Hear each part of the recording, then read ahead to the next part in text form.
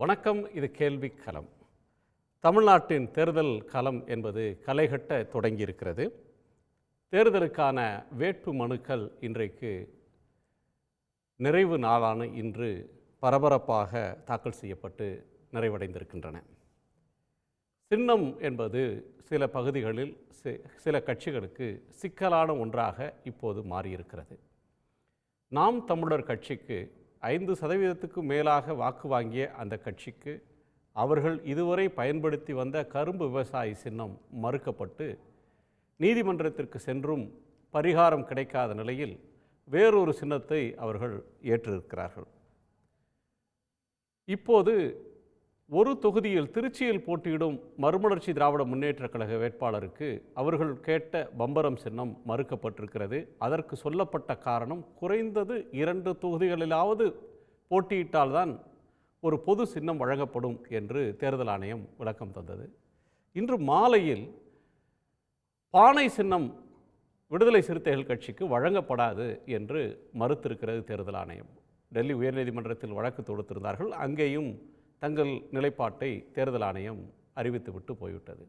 அதற்கு அவர்கள் சொல்லக்கூடிய காரணம், விடுதலை சிறுத்தைகள் கட்சி தமிழ்நாட்டில் 2 நாடாளுமன்ற தொகுதிகளில் போட்டியிடுகிறது, தென்னிந்திய மாநிலங்களிலும் கூட போட்டியிடுவதாக அறிவித்திருக்கிறது.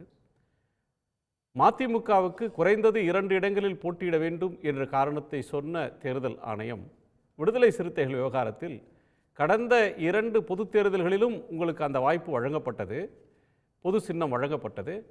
கடந்த தேர்தல்களில் 1% வாக்கு வாங்க வேண்டும் அப்படின்றத அந்த நிபந்தனையை பூர்த்தி செய்யவில்லை என்று ஒரு காரணத்தை சொல்லி அதை நிராகரித்திருக்கிறார்கள். அப்பட்டமாக ஒருதலை பட்சமாக தேர்தல் ஆணையம் நடந்து கொள்கிறது, இதில் அரசியல் தலையீடு இருக்கிறது என்று விடுதலை சிறுத்தைகள் கட்சியின் தலைவர் திரு தொல் திருமாவளவன், மறுமலர்ச்சி திமுகவுடைய நிர்வாகி துரை வைகோ, நாம் தமிழர் கட்சியினுடைய ஒருங்கிணைப்பாளர் சீமான் குற்றம் சாட்டியிருக்கிறார்கள். தேர்தல் ஆணையம் சட்டப்படி நடந்து கொள்கிறதா, சட்டத்தின் ஓட்டைகளை புரிந்து கொள்ளாமல் அரசியல் கட்சிகள் கோட்டை விடுகிறார்களா, அல்லது தேர்தல் ஆணையமே பாரபட்சமாக நடந்து கொள்கிறதா என்ற வினா முன்வைக்கப்படுகிறது. பாஜக கூட்டணியில் இடம்பெற்றிருக்கக்கூடிய ஜி.கே. வாசன் அவர்கள் தலைமையிலான தமாகவுக்கு சின்னம் வழங்கப்பட்டிருக்கிறது, சைக்கிள் சின்னம். அதிலே எந்த சிக்கலும் இல்லை. அம்மா மக்கள் முன்னேற்ற கழகத்திற்கு டிடிவி தினகரன் அவர்களுக்கு குக்கர் சின்னம் வழங்கப்பட்டிருக்கிறது. இதே தேர்தல் ஆணையம்தான் அவர்களுக்கு 20ஆம் தேதி 21ஆம் தேதியிலே வழங்கியது. இந்த அம்சங்கள்லாம் ஒருதலை பட்சமாக நடக்கிறது என்கிற விமர்சனத்தை முன்வைக்கப்படுகிறது. இது சார்ந்து நாம் உரையாடப் போகிறோம். நம்மோடு திமுகவினுடைய செய்தி தொடர்பாளர் வழக்கறிஞர் திரு தமிழன் பிரசன்னா, அஇஅதிமுகவினுடைய செய்தி தொடர்பாளர் திரு கோவை சத்யன், பாஜகவினுடைய செய்தி தொடர்பாளர் திரு புரட்சி கவிதாசன், பத்திரிகையாளர் திரு மகிழ்நன், இவர்களோடு சுமந்த் ஸ்ரீராமன் இணைய இருக்கிறார். அனைவருக்கும் வணக்கம். தேர்தல் விதிமுறைகளின்படி தான் தேர்தல் ஆணையம் சின்னத்தை ஒதுக்கும், அதுக்குன்னு இலாபரேட்டான ஆர்டர்ஸ் இருக்குது. கடைசி நேரத்தில் இந்த மாதிரி தேர்தல் ஆணையத்தை குறை சொல்கிறது சரியா அப்படின்னு ஒரு கேள்வி கேட்குறாங்களே. இல்லை, முழுக்க தேர்தல் என்பது ஒரு சம களத்தை உருவாக்கி அதில் கட்சிகள், அது எந்த கட்சியாக இருந்தாலும் தன்னுடைய சித்தாந்தத்தை பேசி அதன் மூலம் வாக்குகளை கொண்டு வந்து சேர்ப்பதற்கு முதல் அடித்தளம் என்பது தேர்தல் ஆணையம் சமநிலையோடு நடந்து கொள்ள வேண்டும். ஆனால் இன்றைக்கு இருக்கிற தேர்தல் ஆணையம், இந்த நொடியில் நீங்கள் தேர்தல் ஆணையத்தை பற்றி பேசுவதற்கு முன்னால் 1 மாதத்திற்கு முன்னால் வாருங்கள். உச்சநீதிமன்றம் ஒரு தீர்ப்பு கொடுக்கிறது. தேர்தல் ஆணையரை தேர்ந்தெடுப்பதில் உச்சநீதிமன்றத்தினுடைய தலைமை நீதியரசரும் இருக்க வேண்டும் என்று ஒரு தீர்ப்பு வருகிற போது, அந்த தீர்ப்பை ஏற்றுக்கொள்ளாத மத்திய அரசு மறுநாளே உச்சநீதிமன்ற நீதிபதியை நீக்கி ஒரு சட்ட திருத்தத்தை அவசரமாக கொண்டு வந்து பிரதம மந்திரியும் உள்துறை அமைச்சரும் இன்னொரு எதிர்க்கட்சி தலைவர் 3 பேரும் சேர்ந்து, அவர்கள் விருப்பப்படுகிற ஒருவர் சேர்ந்து ஒருவரை நியமிக்கலாம் என்று ஒரு சட்ட திருத்தத்தை கொண்டு வருகிறார்கள். இது ஒரு சினாரியோ. இப்படி ஒரு சினாரியோ போய்கிட்டே இருக்கிறப்ப தேர்தல் நெருங்க போது, தேர்தல் தேதி அறிவிக்கிறதுக்கு 2 நாளைக்கு முன்னாடி தேர்தல் ஆணையர் ஒருத்தர் வந்து ராஜினாமா பண்றார். இருப்பதே 2 தேர்தல் ஆணையர்கள், அதுல ஒரு தேர்தல் ஆணையர் ராஜினாமா பண்றார். காரணம் வந்து எதுவுமே சொல்லாம, இல்லை என்னை அமைதியா விடுங்க அப்படின்னு சொல்லி ஒரு அச்சத்தை ஏற்படுத்திட்டு போறார். இது ஒரு தனிநபர் ராஜினாமா என்பதல்ல. தொடர்ச்சியாக மத்திய அரசு எங்கேயெல்லாம் தன் கைவரிசையை காட்டுகிறது அப்படின்னு பார்க்கிறப்ப அந்த ஆணையர் ராஜினாமா செய்து விட்டு ஓடுகிறார். போன உடனே 2 பேர் புதிதாக வந்து நியமிக்கப்படுகிறார்கள், மோடி தலைமையிலான குழு. இந்த 2 பேர் யாரு அப்படின்னா, ஒருத்தர் வந்து சிஏஏ சட்டத்தை வடிவமைத்து கொடுத்த ஒரு யூகி, மற்றொருவர் ராமல் கோயில் ட்ரஸ்டினுடைய அடித்தளமாக இருந்து செயல்பட்ட இந்த 2 பேர் தான் இன்னைக்கு தேர்தல் ஆணையர்களா இருக்காங்க. இப்ப இந்த 3 பேரையும் வைத்துக்கொண்டு இந்த தேர்தல் ஆரோக்கியமாக நடைபெறுமா அப்படின்னு ஒரு கேள்வி வச்சோம் அப்படின்னா, இந்த தேர்தலை ஒரு சாதாரண சாமானிய பார்வையில் பார்க்கிற போது ஜனநாயக படுகொலைக்கு முதல் கத்தியை எடுத்துக்கொண்டு நிற்பது தேர்தல் ஆணையம் என்பதுதான் எங்களுடைய கருத்து. ரெண்டாவது, இந்த சின்னம் குறித்து பேசுகிற போது ரொம்ப ரொம்ப வருத்தத்திற்குரிய விஷயம். நீங்க ஆளுங்கட்சி எதிர்கட்சி எல்லாம் கடந்து தேர்தல் ஆணையத்திற்கு there is a moral responsibility. TN Seshan தேர்தல் ஆணையராக இருந்திருக்கிறார். எப்படிப்பட்ட தேர்தல் ஆணையர்களை எல்லாம் இங்கே சந்தித்திருக்கிறோம். ஆனால் தேர்தல் ஆணையம் சின்னம் ஒதுக்குவதில் நீங்க வந்து அழகா எடுத்து சொன்னீங்க. விடுதலை சிறுத்தைகளுடைய தலைவர் அண்ணன் திருமாவளவன் அவர்கள் பானை சின்னம் கேட்கிறார். தமிழ்நாட்டில் அவங்க 2 தொகுதியில் போட்டியிடுறாங்க. ஆந்திரா, தெலுங்கானா, கர்நாடகா, மகாராஷ்டிரா வரைக்கும் அவர்கள் போட்டியிடுகிறார்கள். தமிழகத்தை கடந்து 6 மாநிலங்கள்ல அவங்க 6க்கு பானை சின்னம் கேட்கிறாங்க. நீங்க பானை சின்னம் தரமாட்டேங்கிறீங்க. அதே போல மரியாதைக்குரிய சகோதரர் துரை வைகோ வந்து பம்பரஜனம் கேட்டா நீங்க ஒரு தொகுதியில் போட்டிடுறீங்க, நாங்க தர முடியாதுன்னு சொல்றீங்க.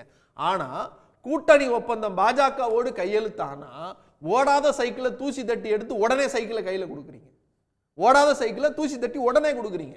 அதை போலவே அவர்கள் கட்சியில் யார் யாரெல்லாம் நீங்க வந்து டிடிவி தினகரன் வந்து பாஜகவை போல ஒரு பேரழிவு இல்லைன்னு தெரு தெருவா போய் பேசினவர், என்னைய வேணுங்கனே பண்றாங்கன்னு பேசினவர், கூட்டணியில கையெழுத்து போட்ட அடுத்த செகண்ட் குக்கரை தூக்கி கொடுக்குறாங்க தேர்தல் ஆணையம். இதையெல்லாம் பார்க்கிறப்ப இயற்கையாகவே ஜனநாயக ரீதியாக அங்கீகரிக்கப்பட்ட மதிமுக சாதாரண கட்சியில் அங்கீகரிக்கப்பட்ட கட்சி ஒரு இடங்கள் அங்கீகாரத்தை இழந்திருக்கலாம். ஆனால் தொடர்ச்சியாக அவர்கள் வந்து பம்பரம் சின்னத்தில் போட்டியிடுகிறார்கள். விடுதலை சிறுத்தைகள் சார்பாக பானை சின்னத்தில் போன தடவை அண்ணன் ரவிக்குமார் அவர்கள் போட்டியிட்டு வெற்றி பெற்றார். அதை போலவே 4 சட்டமன்ற உறுப்பினர்கள் வெற்றி பெற்றிருக்கிறார்கள். இப்படி இருக்கிற கூட சூழலில் அங்கீகரிக்கப்பட்ட சின்னமாக வளர வேண்டிய இடத்தில் தரமாட்டேன் என்று சொல்லுவது பாவம். எங்க அண்ணன் சீமான் வேற ஒரு பக்கம் இன்னைக்கு சின்னத்தை தொடங்கி வைக்கிறப்ப ரத்த கொதிப்புன்னு யாரோ அவங்களுக்குள்ளார ஒரு ஸ்லீப்பர் செல் வேற கத்த விட்டுட்டான். இது யாருக்கு ரத்த கொதிப்புன்னு தெரியல. இப்ப இந்த நிலையெல்லாம் வச்சு பார்த்தீங்க அப்படின்னா தேர்தல் ஆணையம் என்பது ஒருதலைபட்சமாக செயல்படுகிறது. இன்னும் குறிப்பாக பாஜகவோடு இன்னைக்கு வந்து சிரோதன் அகலிதழி வந்து வெளியில வந்துட்டாங்க. பஞ்சாப்ல இருந்து எல்லாம் வெளியில வந்துட்டாங்க. சிக்கிம்ல இருந்து வெளியில வராங்க. உத்தரகாண்ட்ல இருந்து கூட்டணி வச்சிருந்த கட்சிகள்லாம் வெளியில ஓடுறாங்க. இப்ப இது நாள் வரைக்கும் நாம சொல்லிக்கிட்டு இருந்த கூட்டணி வந்து இடி சொல்லியிருந்தோம், ஐடி சொல்லியிருந்தோம், சிபிஐ சொல்லியிருந்தோம். இப்ப பாஜகவோடு கூட்டணி வைத்திருப்பது வந்து தேர்தல் ஆணையம் தான். இது ஜனநாயக பூர்வமாக வன்மையாக கண்டிக்கத்தக்கது. தேர்தல் ஆணையம் நடுநிலையோடு நடந்து கொள்ள வேண்டும். அதை விட நீங்க முக்கியமா இன்னைக்கு மக்கள் தெரிந்து கொள்ள வேண்டியது, கோயம்புத்தூருக்குன்னு ஒரு ஸ்பெஷல் ஆபீசரை மோடி சர்க்கார் நியமித்திருக்கிறது. அதாவது தேர்தல் ஆணையம் நியமித்திருக்கிறது. அது யாரு அப்படின்னா மாதேஷ்குமார்ங்கிற ஒரு ஐபிஎஸ் ஆபீசர். அந்த ஐபிஎஸ் ஆபீசர் யாரு அப்படின்னா அண்ணாமலையோடு ஐபிஎஸ் ஆக பேட்ச்மெண்ட்ல இருந்த ஒருத்தரை கொண்டு வந்திருக்கிறதா ஒரு செய்தி வந்திருக்கு. இன்னைக்கு அதை வந்து மூத்த பத்திரிகையாளர் ஆர்கே அவர்கள் வந்து ட்வீட் பண்ணியிருக்காரு. அந்த அடிப்படையில் நான் சொல்றேன், இப்படி தனி எதுக்கு ஒரு தொகுதிக்கு மட்டும் ஏன் தனி காவல் அதிகாரி நியமிக்கணும்? இல்லை, பொதுவா தேர்தல் ஆணையம் வந்து தேர்தல் அப்சர்வர்ஸ்ன்னு நியமிப்பாங்க. அது ஒன்று வந்து ஐஏஎஸ் ஆஃபீஸர்ஸையும் ஒருத்தரை போடுவாங்க. ஐபிஎஸ் ஆஃபீஸர் ஒரு அப்சர்வர் இருப்பார். எக்ஸ்பெண்டிச்சர் அப்சர்வர்னு சொல்லி செலவுகளை பார்க்கறதுக்கு இன்னொரு அப்சர்வர் இருப்பாங்க. அது வழக்கமான ஒரு நடைமுறை தான். ஒரு தொகுதிக்குன்னு போடுறது இல்லை, எல்லா தொகுதிக்கும் ஐபிஎஸ் ஆஃபீஸர். நான் என்ன சொல்றேன், எல்லாரும் நீங்க வந்து இப்போ ஒரு சாதாரண ஒரு கட்சி நான் சொல்றேன்ல, இப்போ நீங்க தேர்தல் ஆணையத்தினுடைய பேக் ஃபைல் எடுத்து சொன்னேன் இல்லையா, எப்படி உச்சநீதிமன்றம் கண்டிச்சது, அடுத்த நாள் நாடாளுமன்றத்தில் அவசர சட்ட திருத்தம் இப்படி மாட்டுகிற போது அண்ணாமலையோட பேட்ச்மெட்டையே கோயம்புத்தூரை மையப்படுத்தி இருக்கிற மாவட்டங்களுக்கு வந்து பாதுகாப்பு எஸ்பியா போடுறது, பாதுகாப்புத்துறை அதிகாரியா ஒரு காவல்துறை அதிகாரியா அண்ணாமலையோட பேட்ச்மெண்ட்ல கொண்டு வந்து உட்கார வைக்கிறாங்கல்ல, அப்ப அங்க தேர்தல் யார் பக்கமா நிற்கும்? தேர்தல் யார் நியாயமா நடக்குமா அப்படிங்கிற கேள்வி வரும்ல. அதைத்தான் நான் மையப்படுத்துறேன். இந்த எக்ஸ்பெண்டிச்சரோ அல்லது தேர்தல் நடத்தும் அதிகாரியோ பாதுகாப்பு கொடுக்கக்கூடிய அதிகாரியோ தெரியாமல் இல்லை, ஆனால் ஏன் இவர்களை நியமிக்கிறீர்கள் அப்படிங்கிற கேள்வி வருது. சரி, புரட்சி கவிதாசன் அவர்கள்ட்ட கேட்கலாம். திரு புரட்சி கவிதாசன், நீங்களும் தேர்தல் எல்லாம் நின்னவர். இந்த தேர்தல் ஆணையம் பாரபட்சமாக நடந்து கொள்கிறது அப்படின்னு முன்வைக்கிற குற்றச்சாட்டை நீங்க எப்படி பார்க்குறீங்க? அது வழக்கறிஞர் தமிழன் பிரசன்னா அவர்களுக்கு நான் சொல்லி தெரிய வேண்டியதில்லை. தேர்தல் ஆணையம் என்பது ஒரு சுதந்திரமான அமைப்பு, தன்னாட்சி அமைப்பு, இந்திய அரசியலமைப்பு சட்டத்தால் ஏற்படுத்தப்பட்ட அமைப்பு. ஜனாதிபதியை தேர்வு செய்வதற்கு, அது மாதிரி பிரதமரை தேர்வு செய்வதற்கு, ஸ்பீக்கரை தேர்வு செய்வதற்கு, இப்படியெல்லாம் அதாவது உச்சபட்ச அதிகாரம் கொண்ட ஜனநாயகத்தினுடைய அமைப்பாக தேர்தல் ஆணையம் இருக்கிறது. இந்த தேர்தல் ஆணையத்தில் விதிகள் இருக்கிறது, அது உபவிதிகள் இருக்கிறது, அதற்கான கட்டுப்பாட்டு அமைப்புகளும் இருக்கிறது. இதில் உங்களுக்கு ஏதேனும் தவறாகப்பட்டால், ஏதாவது இன்ஃப்ரிஞ்ச்மெண்ட் ஆஃப் ரைட் இருக்குது அப்படின்னா, ஏதேனும் வயலன்ஸ் இருக்குது அப்படின்னா, ஏதேனும் அல்ட்ரா வைரஸ் டு கான்ஸ்டியூஷன் அப்படின்னா, நீங்கள் வந்து உச்சநீதிமன்றம் நீங்கள் வந்து பாராட்டு பத்திரம் வாசிக்கிற அளவில் உச்சநீதிமன்றத்துடைய தலைமை நீதிபதி இந்திய ஜனநாயகத்தினுடைய காவல்காரர் என்று நீங்கள் தான் புகழ்ந்து தள்ளிக்கிட்டு இருக்கீங்க. நீங்கள் உச்சநீதிமன்றத்தை அணுகலாம், உங்கள் நியாயமான முறையீடுகளை தெரிவிக்கலாம், அதில் உங்களுக்கு பரிகாரம் கிடைக்கலாம். ஆனால் நீங்கள் வந்து தொடர்ந்து பாரத பிரதமரை கொச்சைப்படுத்துவது மாதிரி, ஏற்கனவே உச்சநீதிமன்றங்களை பலமுறை கொச்சைப்படுத்தினது மாதிரி, உயர்நீதிமன்றங்களை கொச்சைப்படுத்தினது மாதிரி, தேர்தல் அமைப்பை தன்னாட்சி அமைப்பை கொச்சைப்படுத்துகிற மாதிரி, அந்த இவிஎம் மிஷினை கொச்சைப்படுத்துறது மாதிரி, இவி பேடை கொச்சைப்படுத்துறது மாதிரி, தொடர்ச்சியாக தன்னாட்சி அமைப்புகளை கொச்சைப்படுத்துவதே எதிர்க்கட்சிகளுடைய ஒரு குறிக்கோளாகவும் ஒரு கொள்கையாகவும் இருக்கிறது. இது எப்படி இருக்குது அப்படின்னா, முதல் கோணல் முற்றும் கோணல் அப்படின்னு சொல்லுவாங்க. தயவு செய்து அவநம்பிக்கையை விதைக்காதீங்க. இந்தியாவில் வந்து நம்ம இரும்புமங்கை இந்திரா காந்தி அவருடைய காலத்தில் இந்திய அரசியலமைப்பு சட்டமே படுகொலியில் தள்ளப்பட்டது. அதிலிருந்து இரண்டாவது சுதந்திர போராட்டம் ராஜ்நாராயணன் போன்றவர்கள், ஜெயபிரகாஷ் நாராயணனுடைய வழிவந்தவர்கள் எல்லாம் போராடி, அதாவது ஒரு அந்நிய ஆட்சியில் சிறைக்கு போனதை தவிர்த்து சொந்த ஆட்சியிலும் சிறைக்கு போன ஒரு இருண்ட காலம் இருந்தது. அந்த நெருக்கடி நிலையில் தான் நம்ம தமிழ்நாடுடைய திராவிட முன்னேற்ற கழக அரசு கூட கலைக்கப்பட்டது. அதனால அந்த வரலாற்றை திரும்பி பாருங்க, எப்படிப்பட்ட நெருக்கடியை தேர்தல் ஆணையம் நியாயமா நடக்குது கண்டு, தேர்தல் ஆணையம் முழுக்க முழுக்க நியாயமா நடந்து கொள்கிறது, நடுநிலையோடு நடந்துக்குது சொல்ல வர்றீங்க. நான் திரு மகிழ் சார், அது நியாயமா நடுநிலையோட ஃபேரா ஃப்ரீயா சுதந்திரமா நேர்மையா நடந்துக்குதுங்க. அதுல உங்களுக்கு கோளாறு என்று சொன்னால், சந்தேகம் என்று சொன்னால் கேள்வி எழுப்புங்க, அதை அதிருப்திப்படுத்துங்க. ஆனால் தேர்தல் திருவிழா தொடங்கிய பிறகு கூட நீங்க நடுவர் மீது நம்பிக்கை இல்லாதவர்கள் எதுக்கு நடுவர் மன்றத்துக்கு போறீங்க? தேர்தலை பாய்காட் பண்ணிட வேண்டியதானே? ரொம்ப உத்தமம். நம்பிக்கை இல்ல. ஒரு நிமிஷம், நீங்க எனக்கு ஒரு கேள்வி இருக்கு, அந்த கேள்வி சேர்த்து பதில் சொல்லுங்க. நீங்க ரொம்ப நல்லவங்க தான். பாஜகவுக்கு தேர்தல் ஆணையத்துக்கும் எந்த கூட்டணியும் கிடையாது. தேர்தலை நீங்க ஒழுங்கா தான் நடத்த போறீங்க. உங்களை ஏன் நாங்க நம்ப மாட்டேங்கிறோம்னு தெரியும். நாங்க ஏன் சொல்றீங்க? நீங்க ஏங்க அதுதான் நீங்க தவறு எங்க இணைக்கிறீங்கன்னா, தேர்தல் ஆணையத்தை பாரதிய ஜனதா கட்சியோடு இணைக்கிறீங்க. சத்தீஸ்கர்ல மேயர் தேர்தல் நடந்துச்சுல, ஆணையத்தை பாரதிய மேயர் தேர்தல் நடந்துச்சுல, இணைத்து பேசுகிற சண்டிகர்ல இந்த தன்மையை சண்டிகர் மேயர் தேர்தல்ல உங்களால ஓட்டு வாங்கி ஜெயிக்க முடியாம என்ன இந்திய 8 கள்ள ஓட்டு போட்டு சொல்லுங்க, அந்த 8 கள்ள ஓட்டு வேற யாரும் போடல. ஒரு தேர்தல் நடத்துகிற அதிகாரி இந்திய அரசியலமைப்பு அந்த தேர்தல் நடத்துகிற அதிகாரி யாருக்கு சாதகமா போட்டார்? உங்களுக்கு பரிகாரம் தேடுவதற்கு ஓடி போய் நீதிமன்றம் இருக்கிறதா இல்லையா? போய் உட்கார்ந்த காட்சியை உலக கான்ஸ்டிடியூஷன் நம்ம சொல்றோம். உச்சநீதிமன்ற காரி துப்புடுச்சு. இவ்வளவு கேவலமாக ஒரு அதிகாரி ஒரு ஆளும் கட்சிக்கு சாதகமா செயல்படக்கூடாதுன்னுச்சு. ஆளுநர் முக்கருத்தம் சொன்னீங்கல்ல, அது மாதிரி பண்ண வேண்டியதுதானே? அப்படி சார், நீங்க தான் ஆர்எஸ்எஸ் ரவி, அவ்வளவு ரோஷம் உள்ளவர், ஆர்எஸ்எஸ் ரவி, ஏன் உச்சநீதிமன்ற ஆர்எஸ்எஸ் ரவிக்கு எதிராக நீட்டோலை வாசிச்சீங்க? அவ்வளவு ரோஷம் உள்ளவர் நீதிமன்ற உத்தரவு தீர்ப்புக்கு எதிராக ஏன் சட்டம் கொண்டு வந்தீங்க? ரெண்டு பேர் பேசுறது கேட்காது, மற்ற ரெண்டு பேர் பேசுற அவங்களுடைய கருத்தை கேட்டு வந்துடுறேன். அவங்க மற்ற ரெண்டு பேருடைய கருத்தை கேட்டு வந்துடுறேன். திரு மகிழ், நீங்க பார்வை என்ன? என்னுடைய நேரத்துல குறுக்கிட்டு கவிதாசன் எந்த கட்சி அப்படின்னு எனக்கு டவுட். அவர் பிஜேபி. அவர் எலெக்ஷன் கமிஷனோட ரெப்ரசன்டேட்டிவ் மாதிரியே பேசுறாரு. இதுக்கு முன்னால் 2014 தேர்தல் அப்போ இன்றைக்கு பிரதமராக இருக்கிற நரேந்திர மோடி அவர்கள் அன்றைக்கு தன்னாட்சி பெற்ற அமைப்புகள் என்று கருதப்பட்ட, இந்தியில் என்றைக்குமே தன்னாட்சி பெற்ற அமைப்புகள் குறித்து சந்தேகங்கள் எழுப்பப்பட்டிருக்குது. பிரதமர் மோடி அவர்கள் அன்றைக்கும் தன்னாட்சி பெற்ற அமைப்புகள் சிபிஐயோடு காங்கிரஸ் கூட்டு அப்படின்னு சொல்லி அவர் பேசினார். அதே போல் தேர்தல் கமிஷன் பற்றியும் அதனுடைய கிரெடிபிலிட்டி பற்றியும் பிரதமர் மோடி அவர்கள் அன்றைக்கு 2014 தேர்தல் சமயத்தில் கேள்வி எழுப்பினார். அவருடைய வழிகாட்டுதல் அடிப்படையில் அன்றைக்கே 2014 இவங்க தேர்தல் புறக்கணிப்பு செஞ்சு தொலைச்சிருந்தாங்கன்னா இந்த 2024 நம்ம வந்து இப்படியான ஒரு அவலத்தை சந்திச்சிருக்க வேண்டிய தேவை இருக்கு. ஜேம்ஸ் மைக்கேல் லிங்டோ அப்படின்னு அவருடைய மதத்தை குறிப்பிடும்படியாக சொன்னவர் அன்றைய பிரதமர் வேட்பாளர் நரேந்திர மோடி. அதுதான் அவங்களுக்கு தன்னாட்சி பெற்ற அமைப்புகள்னு சொன்னால் ஒருவேளை அன்றைக்கு 2014 அவங்க பின்னாடி சொன்னாங்க 2014 நாங்கள் ஜெயிக்கணும்னே நினைக்கல, நாங்கள் வந்து ஜூம்லாம் கொடுத்தோம், போலியான வாக்குறுதிகள் கொடுத்தோம், தவறி ஜெயிச்சிட்டோம்னு சொன்னாங்க. ஸோ தோல்வி பயத்தில் இருந்தவர்கள் அன்றைக்கு தன்னாட்சி பெற்ற அமைப்புகள் என்று கருதப்பட்ட எலெக்ஷன் கமிஷன் உள்ளிட்ட அன்றைக்கே புகார் சொன்னாங்க. இன்றைக்கு இப்போ பிரசன்னா தோழர் சொன்னது போல் தொடர்ச்சியாக நீங்கள் சைக்கிள் சின்னத்துக்கு வாசனுக்கு கொடுக்குறீங்க.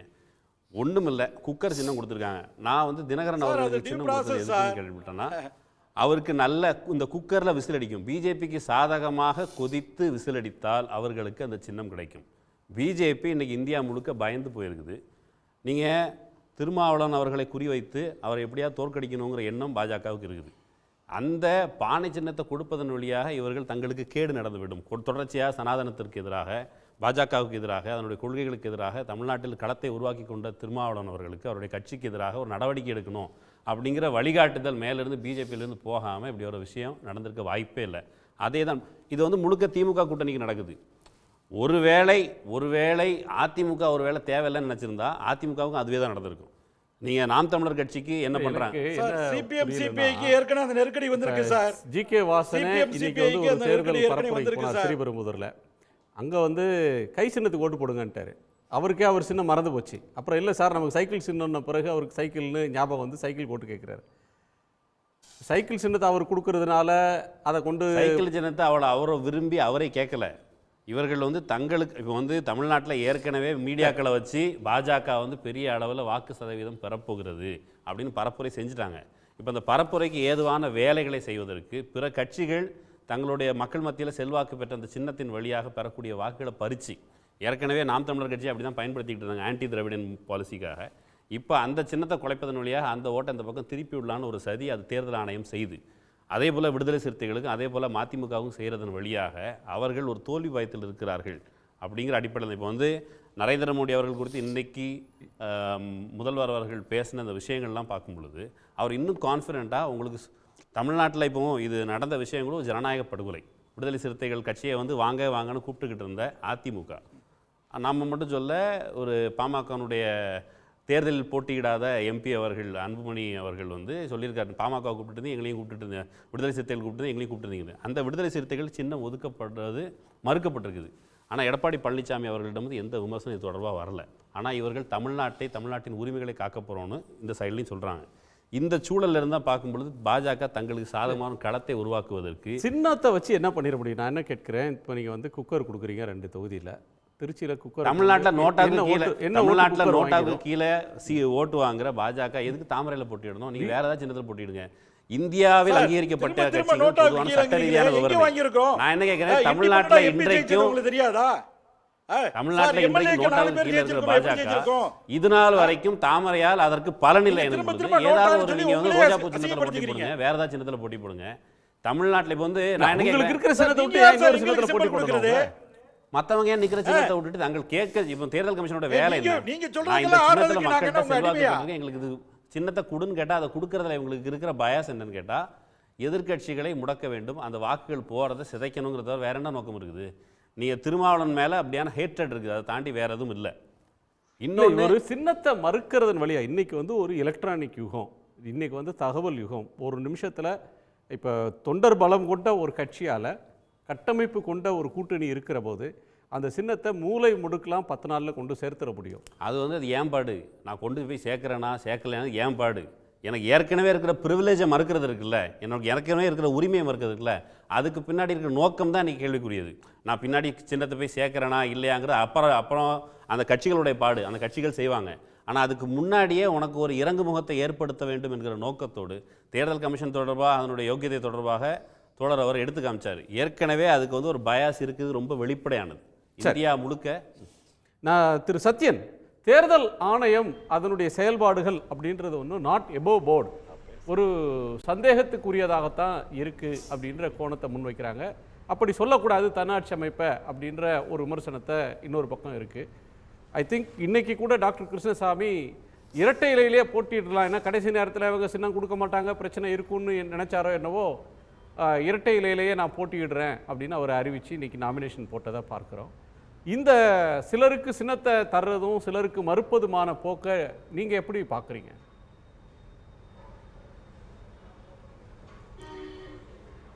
இந்த நடைபெற தேர்தல் 2024 பார்லிமெண்ட்ரி எலெக்ஷன்ஸை நோக்கி நடைபெற அனைத்து விஷயங்களுமே வந்து முதல் முறையாக நடக்குது. சுதந்திரத்துக்கு அப்புறம் வித்தியாசமாக நடக்குது.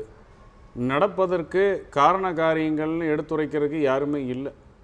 எலெக்ஷன் நோட்டிஃபிகேஷன் வந்ததுக்கப்புறம் ஒரு மாநிலத்தோட முதல்வர் அரெஸ்ட்டை பார்க்குறோம். ஒரு high court judge resignation voluntary resignation வாங்கிட்டு போகிறாரு. அவருக்கு லோக்சபா சீட் கிடைக்குது கண்டெஸ்ட் பண்ணுறதுக்கு. ஜனவரி 4ஆம் தேதி இதோட தொடர்ச்சியெல்லாம் பாருங்கள். எப்போன்னா இப்போ வந்து சின்னம் மறுக்கப்பட்டது அப்படின்னு எதுக்கு? பல ஆண்டு காலமாக சின்னத்தில் போட்டியிட்ட தோழமை கட்சிகள் கூட்டணி கட்சிகள் இருக்கிறவங்களுக்கெல்லாம் சின்னம் மறுக்கப்படுறதுக்கு முன்னாடி ஜனவரி 4 இதே வருஷம் ஜனவரி 4 நோட்டிஃபிகேஷன் அமெண்ட்மெண்ட்னு ஒரு எலெக்ஷன் கமிஷன்லேருந்து ஒன்று வருது. என்ன அமெண்ட்மெண்ட்டுன்னு கேட்டால் அன்ரிகக்னைஸ்டு பொலிட்டிக்கல் பார்ட்டிஸ்க்கு வந்து சிம்பிள் ஒதுக்குவது பற்றிய அமெண்ட்மெண்ட் அப்படின்னு வருது. புள்ளிகள் நினச்சி பார்த்தா தெரியும். இங்கே நடக்கக்கூடிய அனைத்து விஷயங்களும் எதேச்சியாக நடைபெறும் விஷயமாக இல்லை என்பது. இது ஒரு திட்டமிட்டு மிக அருமையாக அரங்கேற்றி இது சட்டத்தின் பார்வையில் மக்கள் மத்தியில் கொண்டு வச்சா எல்லாருமே சட்டம் படித்தவர்கள் கிடையாது.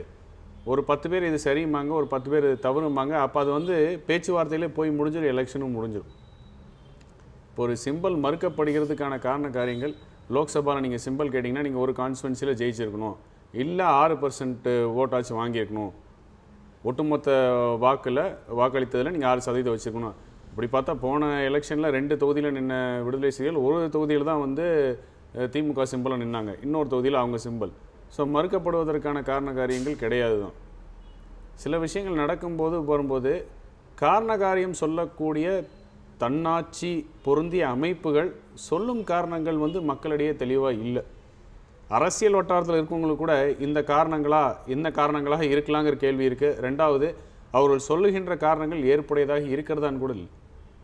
அதனால் இப்போ நடக்கிறது எல்லாமே இது வந்து முதல் முறையாக விந்தையாக நடக்கிறது.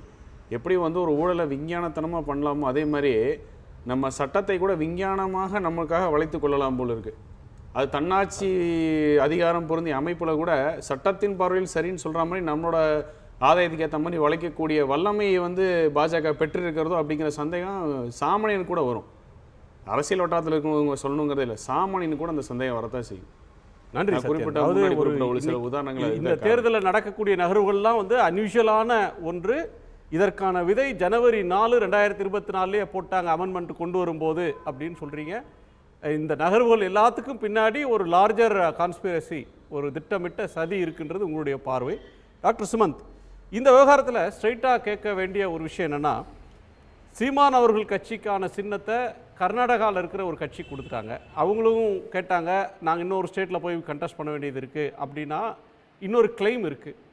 பம்பரத்தை வந்து வேறு எந்த கட்சியும் கேட்கல, அல்லது பானையை இன்னொரு கட்சி கிளைம் பண்ணி கேட்கல. அந்த டிஸ்பியூட்டில் அவங்க சொல்கிறது 1% ஓட்டு வாங்கலை அப்படின்றாங்க ஒருத்தருக்கு, இன்னொருத்தருக்கு நீங்கள் 2 சீட்டில் கண்டெஸ்ட் பண்ணல, 1 தான் கண்டெஸ்ட் பண்ணுறீங்க, அதனால் நீங்கள் இன்எலிஜிபிள்னு சொல்கிறாங்க. ஒரு ஃப்ரீ சிம்பிளாக அதை வந்து இன்னொரு வாட்டி கொடுக்கறதுல அவங்களுக்கு என்ன பிரச்சனை? இந்த சின்னம் வந்து எந்த வகையில் வேறு யாருக்காவது கொடுத்து அதில் இன்னொரு கிளைமண்ட் இருக்கிறாங்க அப்படின்னா டினை பண்ணுறதுல கூட ஒரு நியாயம் இருக்குது, ஒரு டெக்னிக்கல் கிரவுண்டை சொல்லி. அப்படி எந்த விதமான ஆட்சேபனையும் இன்னொரு தரப்பில் இல்லாத நேரத்தில் அவங்க பயன்படுத்தி கொண்டிருக்கிற சின்னத்தை தர மறுக்கிறத சதின்னு பார்க்குற பார்வை சரியா, இல்லை சட்டம் அப்படித்தான் இருக்குது, கட்சிகள் கவனமாக இல்லாமல் போயிட்டாங்க அப்படின்னு சொல்கிற வாதம் சரியா? ரெண்டுத்துக்கும் 2 தனி பதில் இருக்குது. ஃபஸ்ட்டு வந்து நாம் தமிழரை பொறுத்த வரைக்கும் அவங்களே வந்து ஏற்றுக்கொண்டது அந்த தேதிக்கு முன்னாடி அவங்க வந்து அந்த அப்ளிகேஷன் போடாமல் விட்டுட்டாங்க அப்படிங்கிற ரீதியாக அவங்க, அதாவது ஒரு ஒரு தவறு நடந்திருக்கிறது, அந்த தவறை கண்டுக்காமல் விட்டுருக்கலாமா அப்படிங்கிறது அது வேறு விவாதம். ஆனால் ஆன் டைம் அது அப்ளை செய்யவில்லை என்பது திரு சீமான் அவர்களை ஏற்றுக்கொண்டிருக்கிறார். ஸோ அது பாயிண்ட் நம்பர் 1. இந்த பம்பர சின்னத்தை பொறுத்த வரைக்கும் எலெக்ஷன் கமிஷனுடைய ஆர்கியூமெண்ட் வந்து அது வந்து பொது சிம்பிள் லிஸ்ட்டில் இந்த சிம்பிள் இல்லை, அதனால் நீங்கள் 2 கான்ஸ்டிடுவன்சியில் கண்டெஸ்ட் பண்ணிங்கன்னா உங்களுக்கு இந்த symbol of your choice can be allocated அப்படிங்கிற ரீதியாக. ஸோ இதில் ரெண்டுமே வந்து தேர்தல் ஆணையம் உதவி செய்திருக்கலாமா, அந்த டிஸ்கிரிஷன் அவர்களுக்கு இருக்கிறதா என்றால் maybe it is there, we don't know. தேர்தல் ஆணையம் எல்லாமே ரூல்ஸ் பிரகாரம் தான் நடக்குதான்னா அது நம்ம பார்க்குறோம் எப்படி நடக்குதுன்னு. இந்த ஹேட் ஸ்பீச்சுக்கு யாருக்கு நோட்டீஸ் கொடுக்குறாங்க, யாருக்கு நோட்டீஸ் கொடுக்கல, இதெல்லாம் பார்க்கும்போதே நமக்கு வந்து கிளியராக தெரியுது தேர்தல் ஆணையம் ஒரு பாரபட்சமற்ற ஒரு அமைப்பாக செயல்படவில்லை என்று. ஸோ நேச்சுரலி இதில் வந்து கட்சிகளுக்கு ஒரு இந்த நாம் தமிழரை பொறுத்த வரைக்கும் அவங்க வந்து ஒரு பிஜேபியுடைய பிரதான ஒரு எதிரியாக பார்க்கப்படும் கட்சி அல்லவே. இன்ஃபேக்ட் அவர்கள் மீது வைக்கப்படும் குற்றச்சாட்டே வந்து அவங்க பிஜேபிக்கு எதிராக அணியில் இருக்கக்கூடிய பர்டிகுலர்லி திராவிட கட்சிகளுக்கு எதிராக இருக்க அந்த வாக்குகளை பிளக்கக்கூடிய ஒரு திராவிட கட்சிகளுக்கு வரும் வாக்குகளை பிளக்கக்கூடிய ஒரு சக்தியாக தான் பலர் அவங்கள சித்தரிக்கிறாங்க. ஸோ அவர்களுக்கு இந்த சிம்பல் மேட்டர் வந்து தேர்தல் ஆணையம் ஒரு சதி செய்கிறது என்று நான் ஏற்க மாட்டேன். அதே மாதிரி இந்த பம்பர சின்னத்தில் கூட திரு சீமான் என்ன சொல்றாருன்னா, நாங்க பிஜேபியில கூட்டணி இருந்தால் எங்களுக்கு அந்த சின்னத்தை மறுத்திருப்பாங்களா? நாங்க வந்து அவரு சீமான் தரப்பு வைக்கக்கூடிய வாதம் வந்து பிஜேபியுடைய ஓட் ஷேரை அதிகப்படுத்தி காட்டுறதுக்காக சீமானுடைய ஓட் ஷேரை குறைக்கிறதுக்கான முயற்சி, ஒரு பாப்புலராக அவங்க பயன்படுத்திட்டு இருக்கிற சிம்பலை திடீர்னு மறுக்கிறது. அது டெக்னிக்கல் கிரவுண்டு சரியானதாக கூட இருக்கலாம், பட் அவங்க ரைஸ் பண்ற சஸ்பென்ஷன் அது இல்லை. அதில் ரெண்டு கேள்வி. ஒன்று, பிஜேபியோட கூட்டணி வச்சுருந்தாருன்னா சிம்பலை கொடுத்துருப்பாங்களான்னா என்னுடைய கருத்து கொடுத்துருப்பாங்க. ஸோ அது வந்து ஏன்னா எலெக்ஷன் கமிஷன் எப்படி நடந்துக்குதுன்னு நம்ம தொடர்ந்து பார்த்துட்ருக்கோம். ரெண்டாவது கேள்வி, பாஜகவினுடைய நாம் தமிழருடைய வாக்குகளை குறைப்பதற்காக நாம் தமிழருக்கு ஓட்டு போடுறவங்கெல்லாம் இப்போ போய் பிஜேபிக்கு போடுவாங்கங்கிறது வந்து ஆல்மோஸ்ட் டிஃபிகல்ட் டு பிலீவ். அது வந்து நடக்கக்கூடிய ஒரு ப்ராக்டிக்கல் பாசிபிலிட்டி கிடையாது. நாம் தமிழருக்கு வாக்களிக்கக்கூடிய மக்கள் நாளைக்கு ஒரு வேளை விஜய் கட்சி ஆரம்பித்தா அவங்களுக்கு ஓட்டு போடலாம், இல்லை திமுகவுக்கு ஓட்டு போடலாம், அண்ணா திமுகவுக்கு ஓட்டு போடலாம். பாஜகவுக்கு போய் போடுவார்கள் என்று ஒரு எடுத்துக்கொள்வதற்கு ஒரு கணிசமான அளவில் போட்டு போடுவாங்கன்னு எடுத்துக்கொள்ள முடியாது. மிதமிஞ்சிய திராவிட வெறுப்பு ஒன்று வந்ததுன்னு வச்சுக்கோங்க. ஒரு மிதமிஞ்சிய அளவில் அவங்களுக்கு வந்து ஒரு மூளைச்சலவை மாதிரி ஒரு அதிகமான ஒரு வெறுப்பு திராவிட கட்சிகள் மேலே, திராவிட இயக்கத்தின் மேலே அந்த தொண்டர்களுக்கு வந்துருச்சுன்னா சரி அதுக்கு நேர் எதிர் பிஜேபி தான் அப்படின்ற முடிவுக்கு போக மாட்டாங்களா? இல்லை, என்னை பொறுத்த வரைக்கும் அந்த மாதிரி திமுக என்பது ஒரு ஐடியாலஜிக்கலி சாலிட் பார்ட்டி. அதுக்கு மேலே அவர்களுக்கு கோபம் இருக்கலாமே தவிர, இன்ஃபேக்ட் அந்த ஒரு ஆடியோ கான்வர்சேஷனில் கூட திமுக தான் மெயின் எதிரி, திமுக வந்து வெற்றி பெறுவதை தடுக்க வேண்டும் அப்படிங்கிற ரீதியெல்லாம் ஆடியோலாம் வந்துச்சு. அந்த ஆடியோக்கு என்ன காரணம் அது வேறு விஷயம். பட் அந்த மாதிரிலாம் இருக்கும்போது அவர்கள் வந்து சரி வேண்டாம், நமக்கு சின்னம் ஒதுக்கப்படவில்லை, அதனால நம்ம எல்லாரும் போய் பாஜகவுக்கு ஓட்டு போடுவாங்கன்னு சொல்கிறதுல எனக்கு ரேஷனல் சுத்தமாக புரியல. இந்த பம்பர சின்னத்தை கூட திரு துரை வைகோ அவர்கள் ஏன் இதை வந்து அவ்வளோ பெரிய ஒரு இஷ்யூ ஆக்குறாருங்கிறது எனக்கு புரியல. திமுக ஆதரவு இல்லாமல் அவங்களால வெற்றி பெறுறதுங்கிறது வாய்ப்பே கிடையாது, அது அவங்களுக்கும் தெரியும். ஸோ உதயசூரியன் சரி, இப்போ ரவிக்குமார் போட்டி இல்லையா, 5 வருஷம் திமுக எம்பியாக தானே போனார். அப்போ அதே மாதிரி இவர் உதயசூரியன் சின்னத்தில் போட்டிட்டு இருக்கலாமே. போட்டியிட்டா எல்லாருக்குமே வந்து பிரச்சனை இருந்திருக்காது அங்கே. ஸோ எனக்கு அந்த லாஜிக் எலெக்ஷன் ப்ராசஸ் வந்து ஸ்டார்ட் ஆயிடுச்சு. திருமாவளவன் கேட்கிறார், இப்போ தேர்தல் ப்ராசஸ் தொடங்கிடுச்சு. இப்போ இனிமே வந்து நீதிமன்றம் தலையிட்டு அவங்க உச்சநீதிமன்றத்துக்கு போனாலும் ப்ராசஸ் தொடங்கிட்ட நிலையில் இல்லை இந்த பர்டிகுலர் சிம்பிளை நீங்கள் அலாட் பண்ணுங்கன்னு ரிலீஃப் கொடுப்பாங்க அப்படின்றதுக்கான அறிகுறிகள் இல்லை. இது முழுக்க தேர்தல் நடத்தும் அதிகாரியோட டிஸ்கிரிஷனுக்குள்ளே வரக்கூடிய ஒன்றாக மாறிடுது. தேர்தல் நடக்கும்போது நாளைக்கு வேட்புமனு பரிசீலனைக்கு பிறகு அவங்களுக்கு சின்னம் ஒதுக்குறாங்கன்ற பட்சத்தில் அவர்கள் திடீர்னு போய் மீண்டும் உதயசூரியன் கொடுங்க அப்படின்னு சொல்லி அந்த ஃபார்மை கொடுத்து ஒரு கரெக்ஷன் கொடுத்து வாங்கிறதுக்கான வாய்ப்பு இருக்கா? இல்லை சுயேட்சை சின்னம் அப்படின்னா அதில் அவங்களுக்கு ஒரு சின்ன ப்ரிவிலேஜ், ஒரு சின்ன ப்ரையாரிட்டி கொடுத்து அவங்க கேட்கிற பொது சின்னம், ஏன்னா விசிகாவுக்கு 2 தொகுதியில் ஒரே சின்னம் இருந்தால் தான் அவங்க அடுத்தடுத்து நிற்கிறதுக்கு சௌரியமாக இருக்கும், பரப்புரைக்கு தோதாக இருக்கும். அந்த கன்செஷன் கிடைக்கிறதுக்கு வாய்ப்பு இருக்கு. இல்லை, நிச்சயமாக. அதாவது இவர்கள் ஒருவேளை நாளை சென்று எங்களுக்கு ஒரு மாடிஃபிகேஷன் இருக்கிறது, நாங்கள் வந்து உதயசூரியன் சின்னத்தில் போட்டியிட வேண்டும் என்றால் நிச்சயமாக அது பரிசீலிக்கப்படும். நிச்சயமாக அது வந்து திமுக ரெப்ரசன்டேஷன் மூலமாக, திமுகவும் அதுக்கு representation கொடுத்தாக்க first of all our திமுகவில் இணையணும், அதுதான் ப்ரொசீஜர். திரு ரவிக்குமார் கூட யார் அந்த கட்சி சிம்பலில் தேர்ந்தெடுக்கப்படுகிறார்களோ அவர்கள் அதற்கு அந்த கட்சியில் இணையணும். அது வந்து பெருசாக பண்ண மாட்டாங்க, ஏன்னா எல்லாருக்கும் தெரியும் அது அவர் வேற கட்சியை சேர்ந்தவர்னு. But officially he will be a DMK MP. அது ஆமாங்க, இப்போ ஒரு சின்னம் கொடுக்குறப்ப அந்த கட்சியோட ஆத்தரைஸ்டு சிக்னேட்டரியை வந்து எங்க கட்சியை சேர்ந்தவர், தவறான தகவல், அது எங்க கட்சியை சேர்ந்தவர்னு கையெழுத்து போட்டு கொடுத்தாதான். இல்ல ஒரு நிமிஷங்க, அதுதான் matter sir. AB form purpose என்னங்க? அதுல வந்துட்டு ஒரு கட்சியில சேரணும்னு அவசியம் இல்ல. ஏங்க அந்த கட்சி இதுக்கு கூட சேரணும் கட்சியை சேராத ஒருவருக்கு சீட்டு கொடுக்க முடியாதுங்க. பூவை ஜெகன் வந்து அதிமுக எம்எல்ஏ தான். மன்னிக்கணும், சிம்பிள் கொடுக்கலாம், பரிந்துரைக்கலாம். சாரி, சிம்பிள் கொடுக்கலாம், சிம்பிள பரிந்துரைக்கலாம். இல்ல சார், கட்சி சார் நீங்க அந்த கட்சி உறுப்பினர் சார். இல்ல சார், சிம்பிள் என்ன வாடகை கொடுக்கிற விஷயமா சார்? ஒரு இன்னைக்கு வந்து தமிழ் மகன் விஷயம் வந்து சிக்னேச்சர் போடுறாரு அப்படின்னு சொன்னார்னா, டாக்டர் கிருஷ்ணசாமிக்கு போடுறாரு அல்லது அவங்க கூட்டணியில் இருக்கிற ஒருத்தர் போடுறாங்க அப்படின்னு சொன்னால் பாருங்க சார், 1996ல புதிய தமிழகம் பார்ட்டி தமிழ்நாடு முழுவதும் 40 தொகுதிகளில் நிற்கும் பொழுது நாங்கள் ஜனதா கட்சியுடைய சின்னம் ஏருளவன் சின்னத்தை அவ்வாறு அவங்கள்ட்ட அக்ரிமெண்ட் போட்டு நாங்கள் வாங்கியிருந்தோம். அதனால முன்னுதாரணமெல்லாம் இருக்கு. அக்ரிமெண்ட்லாம் போட முடியாதுங்க. இப்ப இருக்கிற தேதி இன்னைக்கு இருக்கிறதுல வந்து அக்ரிமெண்ட் போட முடியும். இன்னைக்கு வந்து எங்க மெம்பர் இவரு அப்படின்னு கொடுக்கணும். எங்க கட்சியை சேர்ந்தவர் ஒரு கட்சியை அப்படின்னு சொல்லி கேட்க முடியுமா சார்? அப்படி இல்ல சார், நீங்க தேர்தல் கமிஷனுடைய description you have to before the கட்சியுடைய பொதுச் செயலாளர் தான் அங்கீகரிக்கப்பட்ட தேர்தல் சின்னங்களை கொடுக்க முடியும்.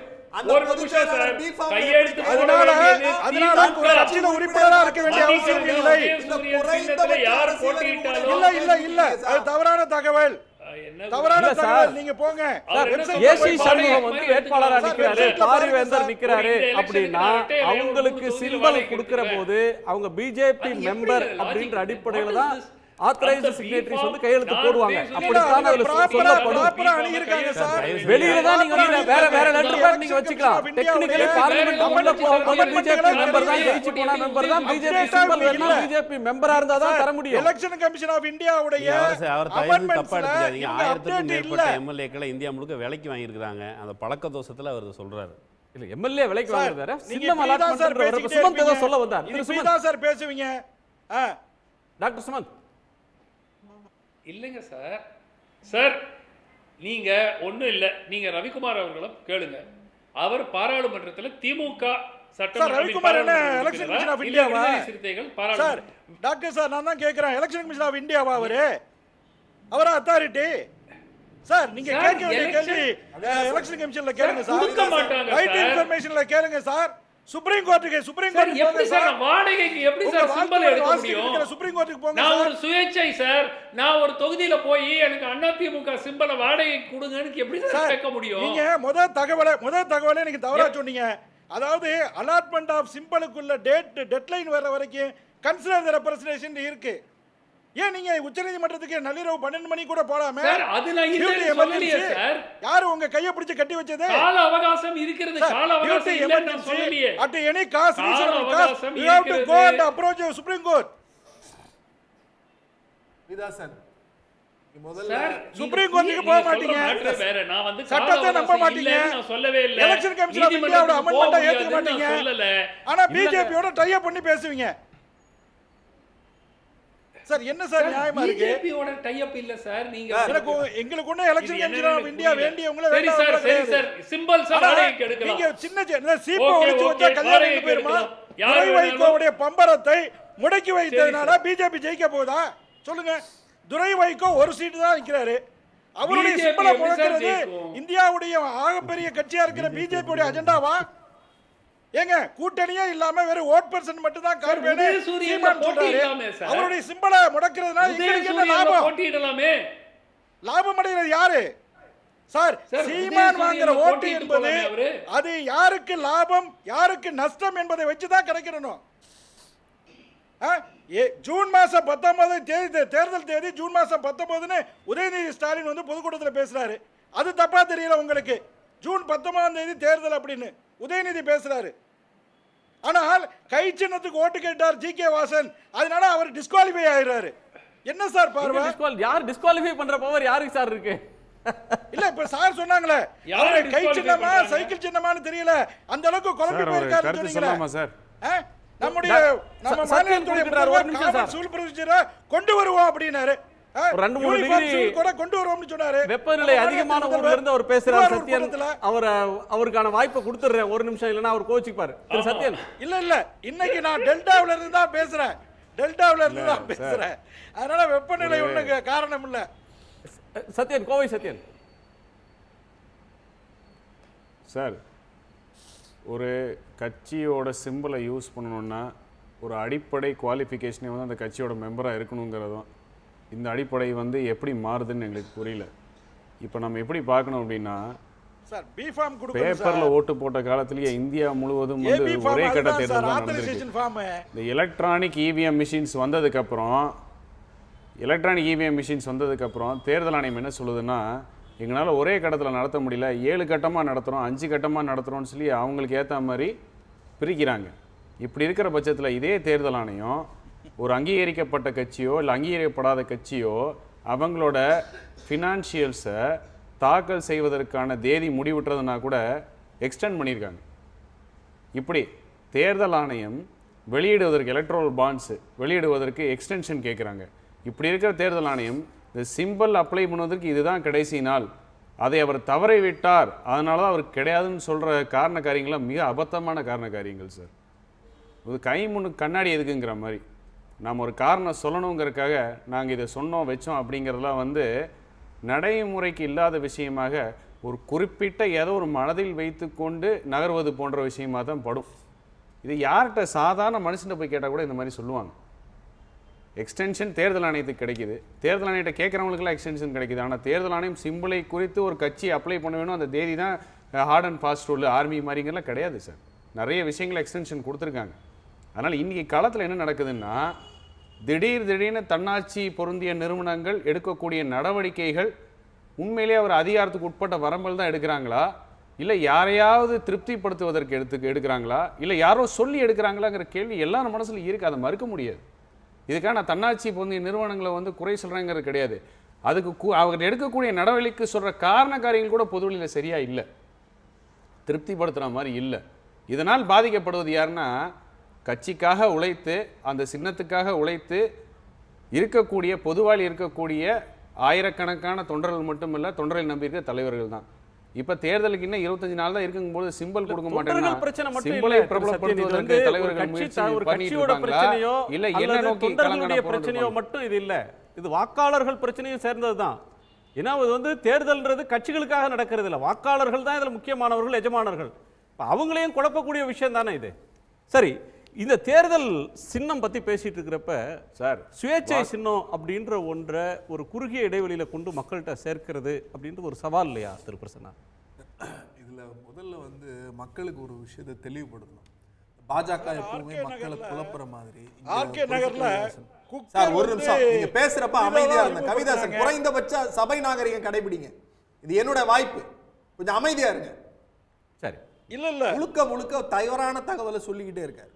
ஒரு கட்சியில் அங்கீகரிக்கப்பட்ட கட்சி அப்படின்னு சொன்னா அந்த நீங்க அப்படி சொல்ல கூடாது. நீங்க தவறா கவிதாசன் கொஞ்சம் அமைதியா இருங்க சார். சரி, சப்ஜெக்ட் வந்துருங்க. ஒரு நிமிஷம் சபை நாகரிகத்தை பற்றி எங்களுக்கு பாடம் எடுக்க வேண்டாம். கொஞ்சம் அமைதியா இருங்க சார். சார் அமைதியா இருக்கிறேன் சார். நீங்க சபை நாகரிகத்தை பற்றி எங்களுக்கு பாடம் எடுக்க வேண்டாம். மத்தவங்களை கத்த விடாதீங்க ப்ளீஸ். சப்ஜெக்ட் கத்துறதுங்கிறதெல்லாம் வந்து அங்கீகரிக்கப்பட்ட கட்சி டெக்கரம் சார். நீங்க அப்படி எல்லாம் பேசுறீங்க, அப்புறம் நீங்க ஏன் அப்படி குறைக்கிறீங்க? கவிதாசன், இது தேவையா? கவிதாசன், நீங்க பொறுமையா, நான் பொறுமையா இருக்கேன் சார். நான் கடந்து போக விரும்புறேன் ப்ளீஸ். நான் சப்ஜெக்ட் வரணும். உங்களுக்கு நேரம் ரொம்ப பிரீஷியஸ் சார். பண்ணாதீங்க. உங்க தவற ஒத்துக்க உங்களுக்கு முடியல. நீ சொல்ல வந்த பாயிண்ட்க்கு வாங்க பிரசன்னா. இல்ல, என் கையில இருக்கிறது வந்து இந்திய தேர்தல் ஆணையத்தினுடைய வெப்சைட்டுங்க. இதுல அவங்க வந்து 4 விதமான சிம்பிள்ஸை கொடுக்குறாங்க. ஒன்னு வந்து ரிசர்வ்டு சிம்பிள், இன்னொன்னு ஃப்ரீ சிம்பிள்ஸ். அந்த ரிசர்வ்டு சிம்பிள் பாத்தீங்கன்னா, the symbol reserved for the recognized national or state party, a symbol other than the reserved symbol. இந்த சிம்பிளை ஒருத்தங்களுக்கு, இப்ப நான் வந்து தேர்தலில் போட்டியிடுறேன் அப்படின்னா, நான் ஒரு கட்சியின் சார்பாக ஒரு அங்கீகரிக்கப்பட்ட, அதான் ரொம்ப முக்கியம், அங்கீகரிக்கப்பட்ட கட்சியினுடைய சின்னத்தை வேறொரு கட்சிக்கு கொடுக்க முடியாது, அது சட்டம். நீங்க சொல்ற மாதிரி கான்ட்ராக்டர் எல்லாம் போட்டு கையெழுத்தெல்லாம் வாங்கி சிம்பலை கொடுக்க முடியாது. அவர் உறுப்பினர் ஆக வேண்டும். உறுப்பினர் ஆனால்தான் அந்த சின்னம் அவர்களுக்கு பி ஃபார்ம்ல பொதுச் செயலாளர் கையெழுத்து போட்டால்தான் அந்த வேட்புமனுவே ஏற்கப்படும், அந்த சிம்பல் கொடுக்கப்படும். இல்லைன்னா அவர் தேர்தலில் டிஸ்குவாலிஃபை ஆயிடுவார். அது முதல்ல அதுதான் it's a clear in law. ரெண்டாவது, நீங்க எப்பவுமே இந்த நடைமுறையை பார்த்தீங்கன்னா allotment of the symbol for the recognised party state பார்ட்டின்னு கடைசியா எங்க வராங்கன்னா the common symbol registered unrecognized parties அப்படின்னு சொல்லிட்டு அதற்கு கீழே முக்கியமா வராங்கன்னா allotment of symbol to the independent candidate order 12 அப்படின்னு சொல்லி ஒரு இடத்துக்கு வராங்க. அதுல என்ன சொல்றாங்கன்னா these candidate have to choose 2 symbols from the list of free symbol notified by the ECI ன்னு சொல்றாங்க. இப்ப நாங்க கேட்கிறது இந்த இந்த இந்த சின்னங்களை கொண்டு போய் சேர்ப்பதா சேர்க்கலையா அப்படிங்கறதெல்லாம் இங்க நம்ம பேச வேண்டிய அவசியமே கிடையாது. பாஜகவோடு கூட்டணி வைக்கிறவர்களுக்கு கேட்கிற சின்னத்தை கொடுக்கிறது தேர்தல் ஆணையம். பாஜகவை எதிர்க்கிற கூட்டணி எதிர்க்கிறவர்களோடு கூட்டணி வைக்கிற எந்த கட்சிக்கும் அவர்கள் கேட்கிற சின்னத்தை கொடுக்க மாட்டேன் என்று சொல்லுவது ஜனநாயக படுகொலையா இல்லையா? அப்ப அதை நியாயப்படுத்துவது போல கவிதாசன் பேசுவது உச்சநீதிமன்றத்துக்கு போங்க உச்சநீதிமன்றத்துக்கு போங்கன்னா உச்சநீதிமன்றம் சபரிமலை கேஸ்ல சொன்னதை நீங்க ஏத்துக்கிட்டீங்களா? இல்ல உச்சநீதிமன்றம் தேர்தல் ஆணையர் நியமனத்துல சட்டம் சொல்லிச்சு, உச்சநீதிமன்றம் சொல்லிச்சு, அதை நீங்க மதிச்சீங்களா? அதை எதிர்த்து தானே இந்த ஆணையத்தையே திருத்தி இது வந்து பாஜகவினுடைய ஒரு பக்க ஆணையமாக பாஜகவோடு கூட்டணி வைக்கிற ஆணையமாக மாற்றி இருக்கீங்க. இதை கேட்டா இதுக்கு பதில் இல்ல, வேற என்னென்னமா பேசுறீங்க, உச்சநீதிமன்றம் போங்க உச்சநீதிமன்றம் போங்கன்னு. நாம் கேட்பது ஒண்ணுதான், நீங்க ஜனநாயக போர்வையில காமன் பிளாட்ஃபார்ம்ல தேர்தலை சந்திங்க சார், தைரியம் இருந்தா. ஒரு நொடி திரு புரட்சி கவிதாஸ் சார். அதாவது ஃப்ரீ அண்ட் ஃபேர், இதுதாங்க எலெக்ஷன் கமிஷன் ஆஃப் இந்தியாவுடைய மூல மந்திரங்கள். நேர்மையாகவும் சுதந்திரமாகவும் தேர்தல் நடத்துவதற்கு காலத்துக்கு ஏற்ற சீர்திருத்தங்களை சட்டத்துக்கு உட்பட்டு செய்யலாம். அப்படி செய்யும் பொழுது உங்களுக்கு ஆட்சேபனை இருந்தால் அதை நீங்கள் சேலஞ்ச் பண்ணலாம். எலெக்ஷன் கமிஷன் ஆஃப் இந்தியாவோட ஒவ்வொரு முறையும் கூட்டம் போடுறாங்க, அனைத்து கட்சி கூட்டம் போடுறாங்க தேர்தலுக்கு முன்னாடி. அது மாதிரி வாக்காளர் பட்டியல் வெளியிடும் பொழுதும் கூட்டம் போடுறாங்க. அனைத்து கட்சி பிரதிநிதிகளை வைத்து தான் அவருடைய கருத்துரைகளை கேட்டு தான் ஒரே நாடு ஒரு தேர்தல் சாத்தியமா, ஏதாவது பதட்டமான பகுதிகள் எங்கெங்கெல்லாம் மத்திய தொழில் பாதுகாப்பு படையுடைய உதவி தேவைப்படுகிறது, எங்கெல்லாம் வந்து டயத்தை எக்ஸ்டெண்ட் பண்ணலாம், எங்கெல்லாம் போக்குவரத்து வசதிகள் செய்ய வேண்டியிருக்கு, இப்படி அனைத்து கோணங்களையும் பார்த்து தான் எலெக்ஷன் கமிஷன் ஆஃப் இந்தியா முடிவெடுக்கிறது. எடுத்தோம் கவிழ்த்தோம் என்று முடிவெடுக்கவில்லை. ஆனா திரும்ப திரும்ப கவி சார் எனக்கு ஒரு கேள்வி இருக்கு, அதை சேர்த்து பதில் சொல்லுங்க. நீங்க இப்ப சொல்றீங்கல்ல, நீங்க ரொம்ப நியாயமா பேசுறீங்க, உங்க நியாயமான கருத்தை நாங்க மக்கள் பார்த்துட்டு இருக்காங்க. தேர்தல் ஆணையம் நடுநிலையோடு தான் செயல்படுது. தேர்தல் ஆணையம் வந்து அங்கீகரிக்கப்பட்ட இண்டிபெண்டன்ட் கான்ஸ்டிடியூட்டட் பாடின்னு நீங்க சொல்ல வரீங்க, நான் ஏத்துக்கிறேன் சார். ஆனால் உச்சநீதிமன்றமும் இண்டிபெண்டன்ட் பாடி தான். உச்சநீதிமன்றம் சொன்னது தேர்தல் ஆணையர்களை தேர்ந்தெடுக்கிற 3 பேரில் ஒரு நபர் உச்சநீதிமன்ற நீதிபதி இருப்பார் அப்படின்னு சொன்னுச்சுல்ல, அதை ஏன் உங்களால ஏத்துக்க முடியல? ஏன் சட்ட திருத்தம் கொண்டு வந்து அவங்க அரசாங்கத்துக்கு உட்பட்டு இருக்கக்கூடிய மோடி சர்க்கார் அதிகாரத்துக்கு உட்பட்ட நபர்களை ஏன் உள்ள திணிச்சீங்க? அப்ப அது நடுநிலை ஆணையமா இருக்குமா?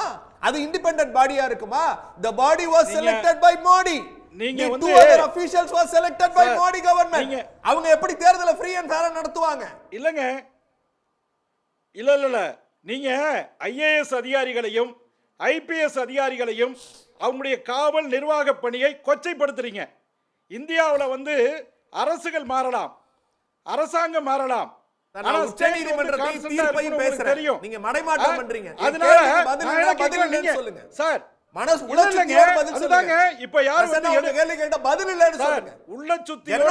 படுகொலை செய்தது அந்த சட்டத்தியோடு தைரியம் இருந்தா உச்சநீதிமன்ற நீதிபதியை வச்சு தேர்தல் ஆணையர்கள் நியமிச்சிருக்கணும். அப்படியே நியமிக்க முடியல உங்களால? அப்படி இல்லைங்க, எனக்கு தைரியம் இருக்கு அப்படிங்கறக்காண்டி போய் நெருப்புல குதிங்க பாப்போம் அப்படின்னு நீங்க வைக்கிற பரீட்சைகள் எல்லாம் ஈடுபட முடியாது.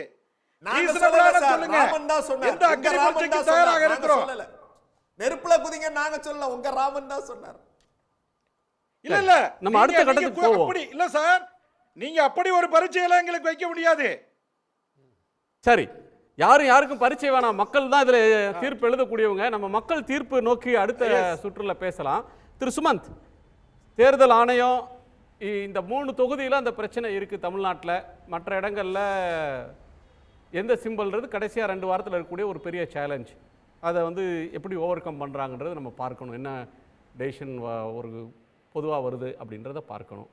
இப்போ இன்றைக்கு தேதியில் தேர்தல் பரப்புரை அப்படின்ற ஒன்று ரொம்ப வேகம் பிடிச்சிருச்சு. முதலமைச்சர் ஒரு புறம், எதிர்க்கட்சி தலைவர் இன்னொரு பக்கம், விளையாட்டுத்துறை அமைச்சர் ஒரு புறம் அப்படின்னு சொல்லி ஒரு வலிமையான பரப்புரை வேகமாக நடந்து கொண்டிருக்கு.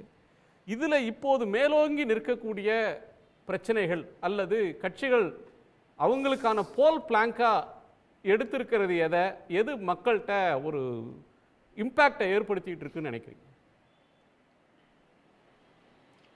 முதல்ல வந்து எல்லா கட்சிகளும் பிரச்சாரத்துக்கு போகும்போது மக்கள் விஷயம் தெரிந்த ஆட்களாக இருக்கிறார்கள், கேள்விகளை கேட்கிறார்கள். அது வந்து ஃபஸ்ட்டு பாசிட்டிவ் இந்த கேம்பெயின்.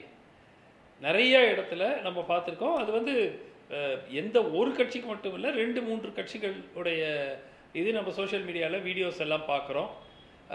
அவர்கள் மக்கள் வந்து ஏன் இந்த திட்டத்தை நீங்கள் நிறைவேற்றலை, ஏன் இந்த வாக்குறுதிக்கு இது பண்ணலை அப்படின்னு பர்டிகுலராக மத்தியில் ஆட்சி செய்திருக்கும் கட்சியும் மாநிலத்தில் ஆட்சி செய்து கொண்டிருக்கும் கட்சிக்கும் மீது தான் எதிர்க்க தான் பிரதானமாக கேட்கக்கூடிய வாய்ப்பு. அது நடக்குது, விச் இஸ் குட். ஏன்னா ஜனநாயகத்தை பொறுத்த வரைக்கும் கேள்வி கேட்கிற உரிமை மக்களிடம் இருக்க வேண்டும். அதை நம்ம மக்கள் புரிஞ்சுக்கிட்டு இப்போ செயல்படுறாங்க. That is a first big plus. ரெண்டாவது, பிரச்சாரம் என்பது இப்போ தான் தொடங்கியிருக்கு, இன்னும் 20 நாள் இருக்குது. பட் இந்த தேர்தலினுடைய போக்கே வந்து மொமெண்டம் அப்படிங்கிறது ஒரு ரொம்ப முக்கியமான ஒன்று. அந்த மொமெண்டம் இப்போ ஒரு உதாரணத்துக்கு சொல்கிறேன். ஒரு மாதத்துக்கு முன்பு நம்ம பேசிகிட்டு இருந்தது 370, 400 அப்கி பார் 400 பார் அந்த ரேஞ்சில் பேசிக்கிட்டு இருந்தோம். இப்போ வந்து அந்த மாதிரி பேசலை. ஏன்னா எலக்ட்ரல் பாண்ட் வந்துருச்சு, அரவிந்த் கெஜ்ரிவால் கைது செய்யப்பட்டது, அது மிகப்பெரிய ஒரு தாக்கத்தை ஏற்படுத்திடுச்சு. இப்போ சற்று நேரத்துக்கு முன் இந்த டெலிகாம் பாலிசியை மாற்றிட்டு அதில் பெனிஃபிட் அடைஞ்ச ஒரு கம்பெனி 190 கோடியோ 180 கோடியோ பாண்டு வாங்கி கொடுத்துருக்காங்க அப்படிங்கிற செய்தி வந்திருக்கு. இதையெல்லாம் பார்க்கும்போது நிச்சயமாக வந்து இது ஒரு 400 சீட்டு எந்த ஒரு கட்சிக்கோ எந்த ஒரு கூட்டணிக்கோ கிடைக்கக்கூடிய ஒரு தேர்தலாக இல்லை. அதே மாதிரி தமிழ்நாட்டில் கூட அதிமுக அப்படிங்கிற அமைப்பு ஒரு 15 ஒரு வாரத்துக்கு முன்பு கூட யாருமே வரலைங்க கூட்டணி காத்துட்டு இருந்தாங்க.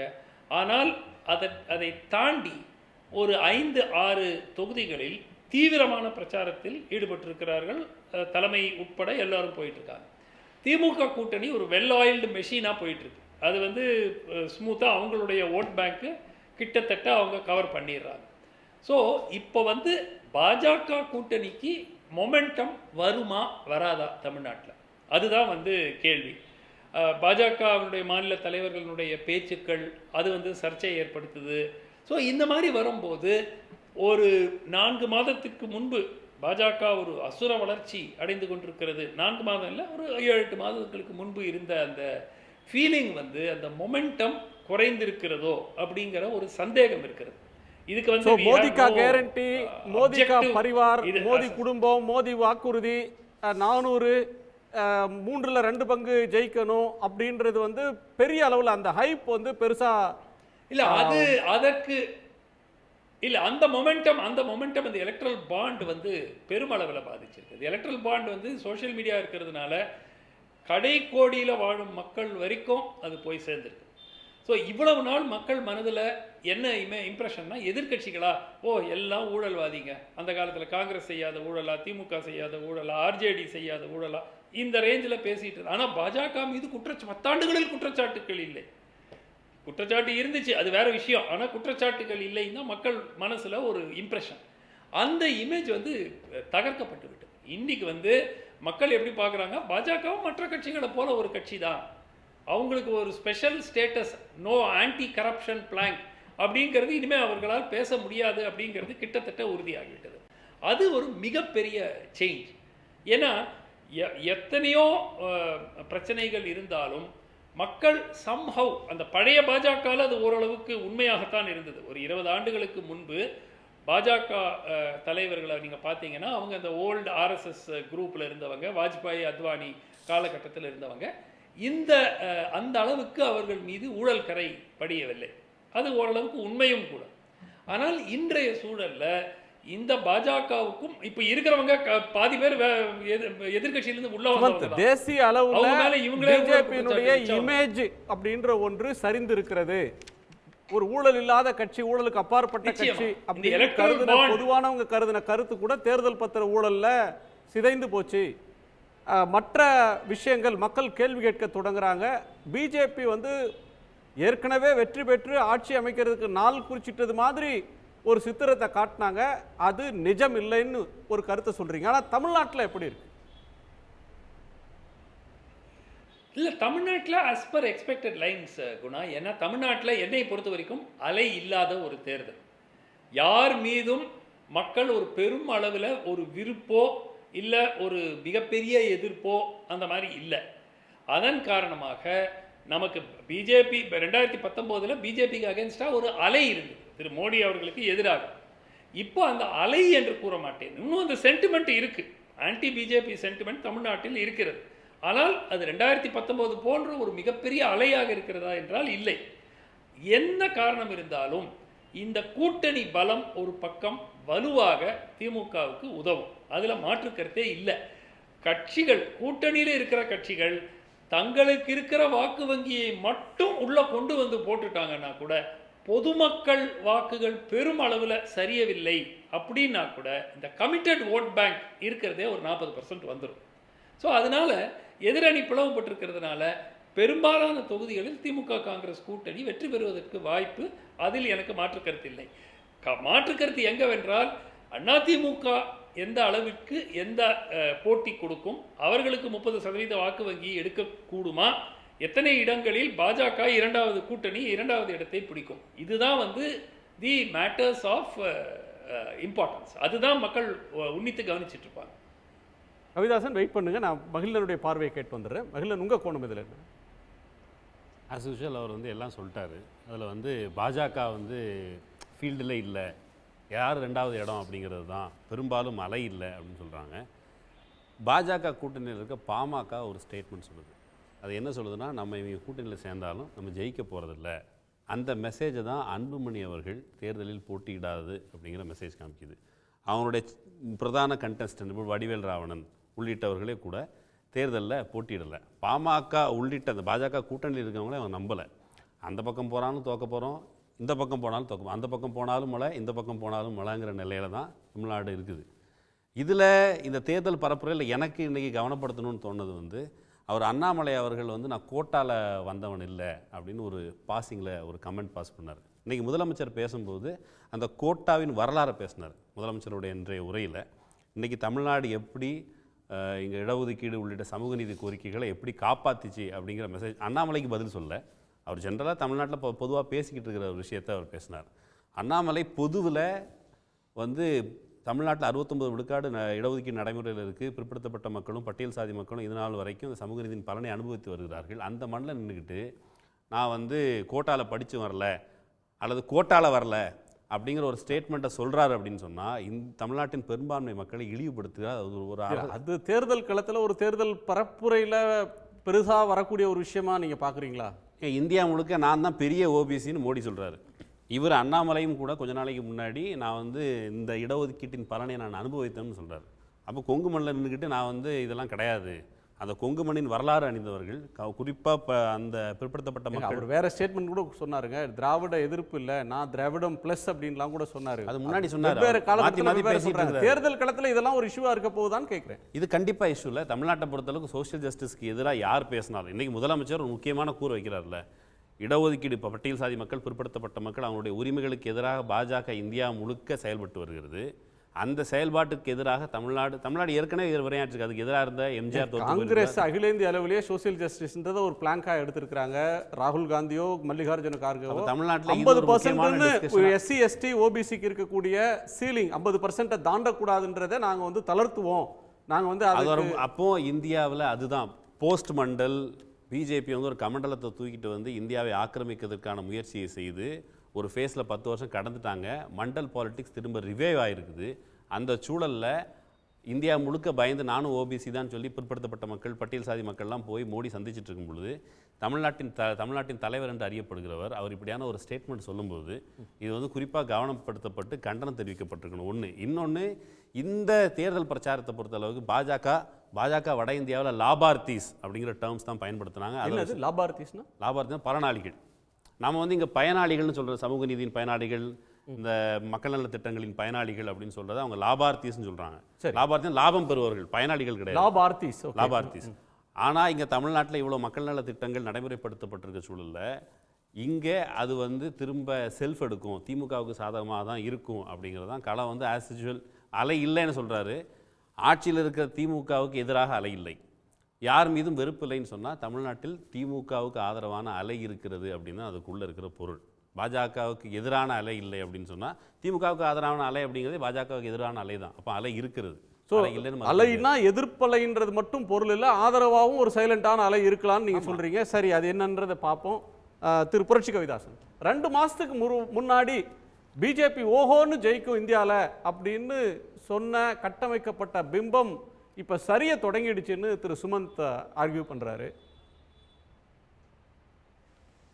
அவங்க எந்த தரவுகளின் அடிப்படையில் ஆய்வு பண்ணுறாங்கன்னு தெரியல.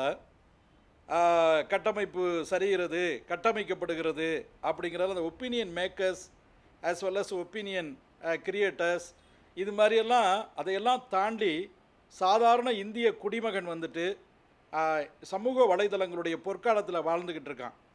அதனால் இம்முன்னு சொன்னால் அடுத்த மைக்ரோ மினிட்ல மைக்ரோ செகண்ட்ல வந்து உலகம் முழுவதும் செய்தி போய் இணையதள பொற்காலம் நீங்கல்ல, உலகத்திலேயே கருத்து சுதந்திரத்துக்கு எதிராக அதிகப்படியா இன்டர்நெட்டை கட் பண்ணது இந்தியா தான் முதலிடம். அது மோடி ஆட்சியில் அதிகமான ஃபேக் ஐடியும் பிஜேபி தகவல். சரி அவருடைய ஃப்ளோவை இது பண்ணாதீங்க. நீங்க சட்ட ஒழுங்கை பராமரிப்பதற்கு சட்ட ஒழுங்கு நீங்க அதான் கிராஸ் கொஸ்டின் வந்துடுது. பரவாயில்ல சார், நான் நிறைவா சொல்றேன். அதாவது அலை இல்லை என்று சமாளிக்க பார்க்குறாங்க. நிச்சயமாக அதிருப்தி அலை அடித்து கொண்டிருக்கிறது. 1,00,000 பேருக்கு நீங்கள் மகளிர் உதவித்தொகை கொடுத்தீங்கன்னா பல லட்சம் மகளிர் உங்களுக்கு எதிராக இருக்கிறார்கள். 1,00,000 பேருக்கு நீங்கள் இலவச பேருந்து பயணம் கொடுத்தீங்கன்னா பல லட்சம் மகளிர் அதற்கு எதிராக இருக்கிறாங்க. இப்படி ஒரு கவுண்டர் போலரைசேஷன் ஒவ்வொரு விஷயத்திலும் இருக்குங்க. அதே மாதிரி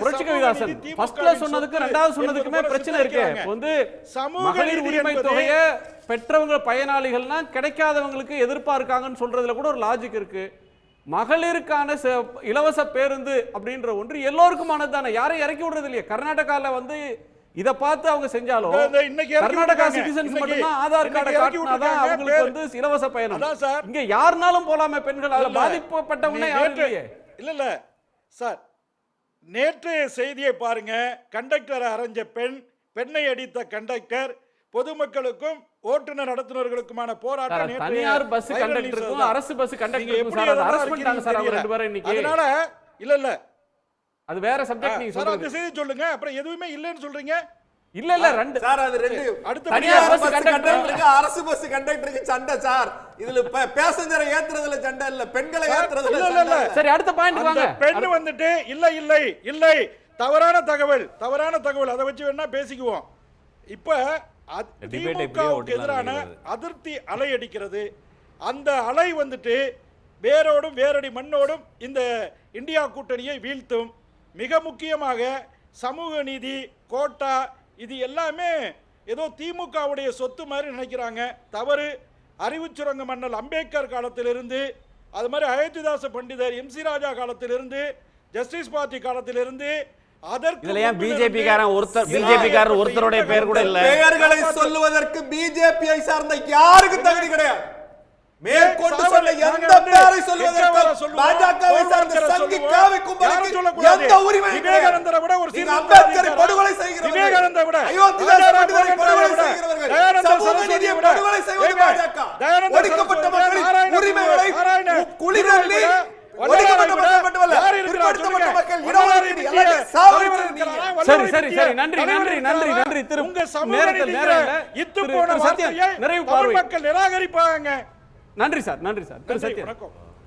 தமிழ்நாட்டில் போர்க்களத்தில் நீங்கள் ஜெயிக்கணும்னு அவங்க ஆயுதத்தை எதிரி தான் தீர்மானிப்பாங்கிறாங்க. இந்த தேர்தல் களம், தமிழக தேர்தல் களத்தில் நோட்டாவோட போட்டி போட்டுட்டு இருக்கிற பாஜக தான் எங்கள் எதிரி அப்படின்னு சொல்லி திமுக வந்து 2 வருஷமாக படாத பாடுபட்டது இப்போ களத்தில் போகும்போது அவங்களுக்கே தெரியுது நம்மளோட கணக்கு எவ்வளோ பெரிய தவறான கணக்குன்னு. 2019 அஇஅதிமுக பாஜகவோட கூட்டணி வச்சது, அதனுடன் மக்களோட வெறுப்பு, அஇஅதிமுக கூட்டணி வச்சுட்டாங்களே அப்படின்னு சொல்லி அஇஅதிமுக எதிர்ப்பு வாக்குகள் தான் திமுக அறுவடை பண்ணுச்சு. பாஜகவோட எதிர்ப்பு வாக்குகள்லாம் கிடையாது. இப்போ களம் எப்படி இருக்குன்னா அதிமுக திமுக தான் இருக்குது. ஆனால் இன்றைக்கும் கூட திமுக நம்புறது நோட்டாவோட போட்டி போடுற கட்சி தான் நம்ம எதிர்ப்பாளிகள் அப்படின்ட்டு. மொழி பிரச்சனை பேசுகிறாங்க, நிதி உரிமை பேசுகிறாங்க, கல்வி உரிமைன்னு பேசுகிறாங்க. எங்கேயுமே நீர் உரிமை பேச மாட்டேங்கிறாங்க திமுக. 5 ஆண்டு காலமாக 38 எம்பி என்ன சாதனை பண்ணான்னு சொல்லி போய் களத்தில் போய் சொல்வதற்கு ஒரு பாயிண்ட் இல்லை. இன்றைக்கி மரியாதைக்குரிய தமிழச்சி தங்கப்பாண்டின்னு அவங்க தொகுதி உள்ளே போய் பிரச்சாரத்துக்கு போக முடியல. மக்கள் கேள்வி கேட்குறாங்க. இதே நிலைமை தான் தமிழ்நாடு ஃபுல்லாக திமுகவை சார்ந்தவர்களுக்கு. தமிழகத்தின் உரிமை, வாழ்வாதாரம், அதற்கு திமுக என்ன செய்தது, என்ன மீட்டதுன்னு இது வரைக்கும் ஒரு பாயிண்ட் சொல்லி அவங்க மக்கள்கிட்ட போய் சந்திக்க முடியல. அவர்கள் தேர்தல் அறிக்கையில் அந்த மாதிரி எந்த ஒரு பாயிண்ட்டும் இல்லை. சட்டமன்றத்தில் என்ன வாக்குறுதியோ அதே நாடாளுமன்ற வாக்குறுதி, ஒரே மசாலா தான். அந்த மசாலா சொல்கிற விஷயந்தான் வேறையாக இருக்குது. ஆனால் அதை எப்படி அச்சீவ் பண்ண போகிறோங்கிறது இது வரைக்கும் மக்கள்கிட்ட தெளிவும் இல்லை, அவங்கள்ட்டே அந்த தெளிவு இல்லை. களம் மாறி இருக்குது. களம் அதிமுக வர்சஸ் திமுகங்கிறது திராவிட அரசியல் தான் இன்னும் தொடர்ந்துக்கிட்டு இருக்கு. ஆனால் அதை உண்மையை உணராமல் தான் இன்னும் திமுக இருக்குது. நோட்டாவோட போட்டி போடுற கட்சி தான் எங்களுக்கு எதிரின்னு சொல்லி இன்னும் பரப்புரையில் அப்படியே போய்கிட்டு இருக்கிறாங்க. இன்னொரு பக்கம் பார்க்க போனால் திமுக வந்து பாஜக ஒரு இடத்துல வந்து வாக்கு வங்கி வாங்கிறதுக்கு உதவுற மாதிரி தான் அவங்க நடவடிக்கை இருக்குது. அதுதான் இன்றைக்கி பேச்சு பொருளாகவும் மாறிக்கிட்டு இருக்கு. இன்று களம் வேறு, வெறுப்பு அரசியல் வேறு, வாக்கு வங்கி அரசியல் வேறு. இதெல்லாம் தாண்டி மக்களுக்காக டெல்லியில் யார் குரல் கொடுப்பதற்கு சரியானவர்கள்னு மக்கள் முடிவு பண்ணும்போது அஇஅதிமுக தான் சரியானவர்கள். ஏன்னா அவர்கள் செய்த சாதனையை சொல்லி போய் கேட்கக்கூடிய ஒரே ஒரு கேள்வி, அதே மாதிரி திமுக கேட்டா இல்ல. அதிமுக தரப்புல என்ன சொன்னாங்கன்னா, நாங்க வந்து 4 தொகுதி பிச்சை போட்டுட்டோம் பிஜேபிக்கு அப்படின்னு சொன்னாங்க. பாத்திரம் இருந்து பிச்சை எடுன்னு சொல்லுவாங்க. எதன் பொருட்டு இவங்க பிச்சை போட்டாங்க? பாஜக நோட்டாவுக்கு கீழே இருக்குன்னு தெரியுதுல. நீங்க எதன் பொருட்டு பாஜகவோட முன்னாடி கூட்டணி வச்சிருந்தீங்கிற விளக்கம் எதையும் சொல்லாம நீங்க பாஜக கேடாய் முடியும் தலைவர் சொன்னாரு. அவர் எதற்கான விளக்கத்தை இது நாள் வரை அதிமுக தரப்பு இது வரைக்கும் விளக்கம் சொல்லல. ஏன் சேர்ந்தோம்னு சொல்ல, ஏன் விலகணும்னு சொல்லுங்க. நீங்க யாருன்னு எனக்கு தெரியல, நீங்க யார் என்னன்னு எனக்கு தெரியல. கூடாய் நட்பு கேடாய் முடியும்னு ஒரு தலைவர் சொன்னாரு. அவர் எந்த கட்சியோட என்ன கூட்டணி இருக்கான்னு போய் அதுக்கு முதல்ல விளக்கம் கேட்டுவாங்க. அதுக்கப்புறம் இதை பத்தி அதுக்கெல்லாம் விளக்கம் ஏற்கனவே சொல்லியாச்சுங்க. நீங்க இதுக்கு விளக்கம் சொல்லுங்க. சரி, நீங்க கேட்டு வாங்க, கேட்டு வந்து நீங்க விளக்கம் சொல்லுங்க. ஏற்புடைய விளக்கமா நான் கேட்டுக்கிறேன். கேட்டு வாங்க, கேட்டு வந்து எனக்கு விளக்கம் சொல்லுங்க. அப்புறம் தனிநபர் தாக்குதல் வேணாம், விடுங்க. தமிழ் நிறைவு பார்வை இல்ல, நான் மரியாதையை தானே சொல்றேன். எங்க இதுல என்ன தனிநபர் தாக்குதல் இருக்கு? இல்ல ஒரு பிரச்சனை இல்ல. கேடாய் முடின்னு ஒருத்தர் சொன்னாரு, கேட்டு வாங்க. இதுல என்ன தனிநபர் தாக்குதல் எங்க இருக்கு? சரிங்க, சரி சப்ஜெக்ட் வாங்க. இல்ல, அவர் தெரியல. நான் ஓபில உட்கார்ந்திருக்கேன், குரல் மட்டும் தான் கேக்குது. அவர் யாருன்னு எனக்கு தெரியாது. சரி, ஓகே. நான் டென்ஷனா பிரச்சனை இதே வேலையை பதட்டப்படாதீங்க, டென்ஷன் ஆகாதீங்க. அப்ப 2 கேலி சிரிப்பீங்க. கொஞ்சம் மாத்துங்க, ஸ்கிரிப்டா மாத்துங்க. வேற ஸ்கிரிப்ட் சொன்னாரு. நோட்டாவோடு கீழே போட்டியிடுகிற ஒரு கட்சியை தான் திமுக எதிரியாக கொண்டிருக்கிறது. எங்க தலைவர் பயன்படுத்தின அதே வார்த்தையை நான் அதிமுகவுக்கு சொல்றேன். நோட்டாவுக்கு கீழே தான் பாஜக இருக்கிறது என்றால் இந்த 4.5 ஆண்டு காலம் அந்த நோட்டாவுக்கு கீழ் இருந்த பாஜகவுக்கு தான் பாதம் தாங்கிகளாக அதிமுகவினர் இருந்தார்கள்.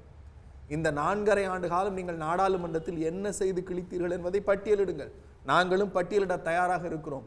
மொழி குறித்து, மொழி உரிமை குறித்து எம்ஜிஆர் காலத்திலிருந்து பட்டியலிட.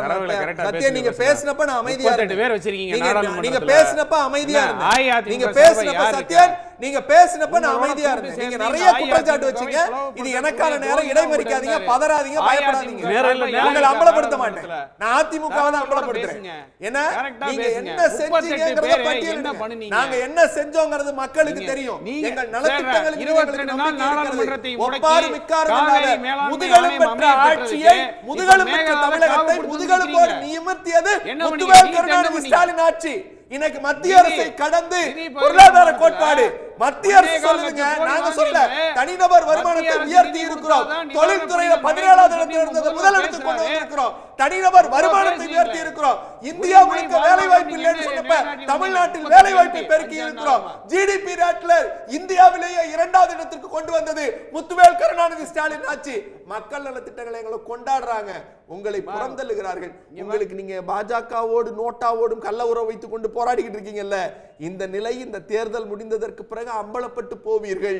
40ம் நமதே, நாடும் நமதே, எங்கள் தலைவர் தான் இந்தியாவை வழிநடத்துவார். நன்றி சார், நன்றி. எல்லோருடைய பங்கேற்புக்கும் நீங்க முன்வைத்த கருத்துக்கும் நன்றி. மீண்டும் சந்திப்போம். இது கேள்விக்களம், மக்களின் மேடை. உடனுக்குடன் செய்திகளை தெரிந்து கொள்ள சன் நியூஸ் பெல் ஐகானை கிளிக் பண்ணுங்க.